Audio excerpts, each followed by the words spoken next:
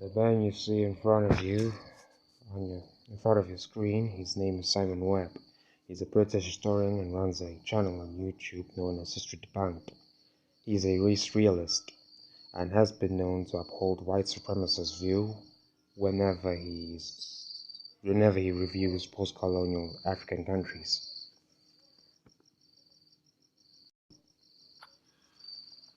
Hello again. Does anybody remember how keen we all were in the West to destroy white rule in South Africa and to allow black people to take control of the country? After all, South Africa is possessed of almost unlimited material wealth in the form of raw materials such as diamonds, gold, uranium, all sorts of other useful.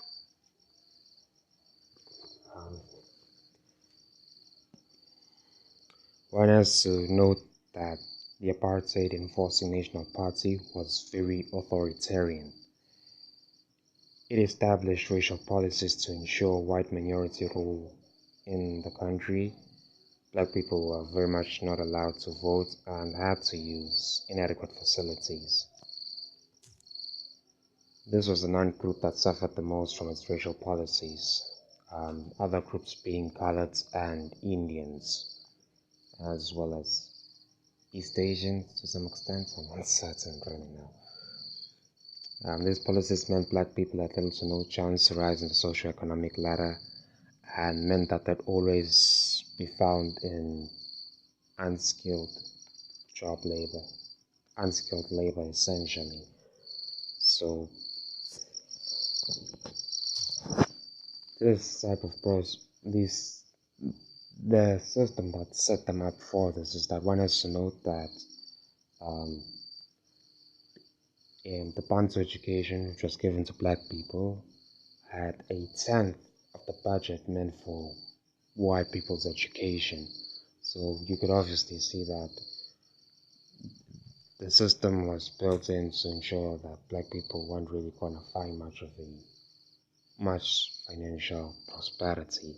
One also has to note that mission schools and other religious institutions, they were somewhat progressive in the sense that they would give similar education to the ones white people were also getting, up until a point the government stopped funding these schools and these schools were forced to shut down as a result, hence giving these institutions back to the government.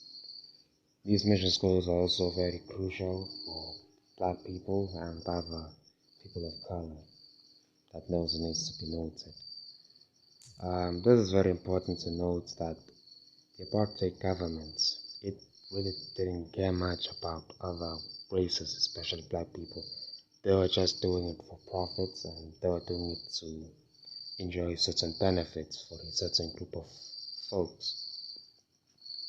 And one has to note that if, let's say, you were living as a white person, you're essentially living in the first world country, getting good education, getting good facilities, not really suffering much problems in the same plight as the same maybe black person would suffer, like crime, a far stronger patriarchy, dismantled family members that were forced to separate during an event known as I'm not sure what was that event known as. I'll check it out. But yeah, the gist of it was that there were a lot of things put at hand, and I could lay a two-side argument that apartheid was essentially evil chaos. It was lawful evil, whereas post-apartheid South Africa, the government at hand, what they're doing is just lawless evil. I mean, yeah, sure, you'll find laws and policies put in place, but the manner in which they follow through has been generously atrocious. Although one has to note that there has been some form of progress for a large percentage of black people in contemporary memory. But one still has to point out that much more still needs to be done, and it really needs to be said. Corruption, I don't know where to begin there. Will always be the pain of a lot of African nations. Let's go. Things just lying in the ground waiting to be dug up. Why should a minority enjoy all the prosperity from those riches? Surely if Nelson Mandela could be freed and a Western-style democracy established, then South Africa would become a shining beacon to show what a black African nation could achieve when it was set free. This, at least, was a story that people in Europe and the United States were fed, and many of them believed it. Of course, some people were a little dubious because they recalled vividly what had happened when Rhodesia was handed over to black rule. Okay, this is another interesting point. A lot of African countries, when they became colonized, that somewhat had a key influence in apartheid being maintained. There were a lot of white people of British descent that were, how should I say, apathetic toward apartheid, the one for it, the one against it. Of course, the manner in which all these African countries became decolonized, it made them worry, or should I say scared, and caused many to support the status quo. There's a lot of readings that can be followed up on, and yeah. And also another thing that needs to be noted, a lot of times you'll find this white supremacy, they only find a particular audience, like let's say maybe white South African, the white South African diaspora. They usually go to them to give their anecdotal stories and showcase why this country is in the mud, when in reality it's not only in the mud for them, but like for a lot of ethnicities at hand, even more so black people.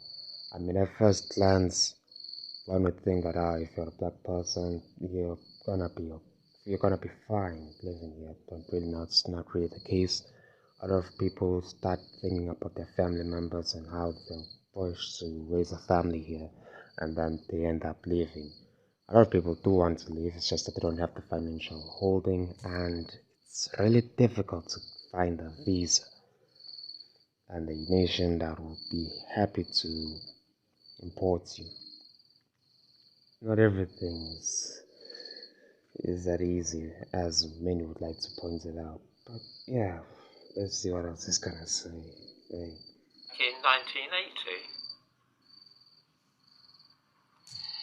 it led to a hideous dictatorship, bitter civil war, many other if black rule. They might not have heard about these things because since the release of Nelson Mandela, nobody is keen to talk too much about South Africa unless a much loved figure like Archbishop Desmond Tutu dies, somebody associated with that. There are a couple of random facts about modern South Africa which viewers may not have come across.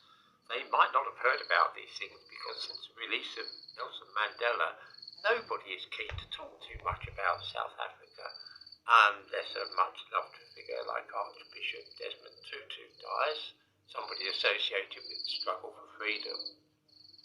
Here is the first fact. In 2020, 688 9 and 10-year-old girls gave birth in South Africa. If a 9-year-old girl had a baby in Britain or America, it would be front-page news and a scandal of the first magnitude. It is so common in South Africa that nobody even notices. There are roughly the same number of people in South Africa as there are in Britain, say 60 million. Okay, here's another thing that needs to be pointed out. I think with the case of there being 688 preteens getting impregnated, this could be a case of sexual assault rather than it being like what he might just argue is It also needs to be noted like there needs to be a lot of progress with how this nation addresses certain things like gender inequality and how that plagues a lot of people's lives, even more so a woman's life. And one also points out that like certain discussions are had, but the government's inefficiency in dealing with those issues hasn't been that much appreciated. It also needs to be noted that the preteen pregnancies, as atrocious as it sounds, it forms 1% of um, underage, not really underage pregnancies, forms 4% of underage pregnancies, and I believe more or less 1% of all pregnancies between 10 to 19, between the age of 10 to 19 years old. Yeah. Give or take a few million. Imagine, if you will, that every year in this country, almost 700 children aged 9 and 10 were to have babies. This really isn't something one can readily picture. The general assumption is that this is happening because of financial grants to mothers in the country. In other words, I don't think a 9 or 10-year-old must suffer that type of conundrum. I don't think they even know much about like what they are getting themselves into. If anything, these girls are getting exploited, maybe by teenagers, maybe by their own elders. There's a lot to be said, but for this guy to make a suggestion that these 9 and 10-year-olds are hustling from the get-go, wanting government handouts, or wanting some form of social welfare, is scary to say the least. Yikes. families get their children pregnant for the money. The fact that 46% of people in South Africa are without work, that is to say nearly half the people in the country are either seeking jobs and cannot find them or are not even looking for work. The grant for a new mother can be a vital source of income, even if the new mother is only 9. The dreadful poverty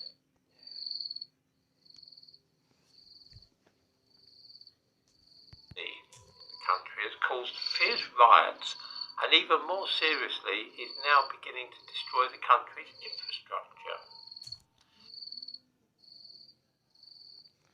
I'm not really denying what he's saying with the part regarding to the country's inequality with regards to the distribution of resources and certain people and various people having an equal chance of climbing the socio-economic ladder. With that being said, I am dubious with how he paints this narrative that 9 and 10-year-olds are getting themselves pregnant or elders in their families are making sure that these lots are getting themselves pregnant. I do think that's a very dangerous narrative to showcase and really needs to be cleared out, honestly. I might also lay an argument that I think in the first world nation, people tend to start puberty at a far later age as opposed to third world nation. This could be due to a plethora of factors such as that in the first world nation, a girl might be afforded a chance of growing at her own rates without needing to be placed like heavier burdens such as needing to look after a household or whenever there's an absent mom or having to look after the kids even in the sense that both like the child is an orphan in that plight. They might need to step up at a far earlier age and this might just cause them to go into puberty. So I do think like that also needs to be said. Not really too sure, but yeah, pretty sure that's what I have to say.